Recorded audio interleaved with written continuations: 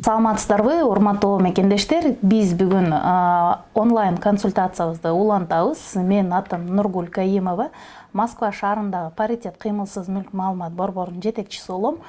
Бүгүнкү биздин сүйлөшө турган темабыз бул Москва шаарынан ипотека алганга кандай документтер керек. Биринчиден, кандай документтер керек дегенде бизде эки жарандыктар менен алып берип атабыз да. Бул российский паспорт жана кыргыз паспортко. Российский паспортко эң керектүү документтер бул паспорт, ИНН, СНИЛС бар болуш керек, жана эгерде ЗАГС күбөлүгү бар болсо ЗАГС күбөлүгү, айдоочу күбөлүк болсо айдоочу күбөлүгү, балдар паспортто печать басылган болсо балдарынын метрикалары керек, жана жубайынын же жолдошунун паспорту керек болот.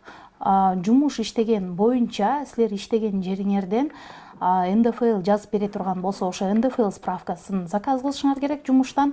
Эгерде НДФЛ бербей турган болсо, по форме банка деген дагы биздин толтура турган, кабыл ала турган банктар бар. По форме банка заявка таштап, азыркы ушундай доход келет деп айтып көрсөтсөк болот. Ал эми кыргыз паспортко кандай документ керек десеңер, кыргыз паспортко сөзсүз түрдө ID карта жана загран паспорт керек болот. Загран паспорттун нотариус аркылуу переводу керек. Ошондой эле ЗАГС күбөлүгү, балдарынын метрикасы, жолдошу же жубайынын паспорту керек болот. Регистрация, миграционка, булар деген таза болуш керек. Ошондой эле ИНН, СНИЛС обязательно керек болот. ИНН, СНИЛС деген бул Россия территориясында официалдуу иштегенге учетко коюлган деген документтер.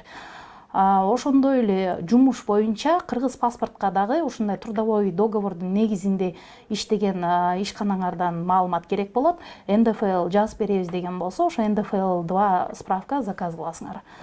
Чоң рахмат. Дагы суроолор болсо комментарийге жазыңыздар. Биз онлайн консультациябызды ушундай бат-баттан чыгарып турганга аракет кылабыз. Ушул видеону бөлүшүп коюңуздар. Жана Москва шаарынан ипотека алганга кошумча суроолор болсо, бизге офиске келип консультацияга келсеңиздер болот.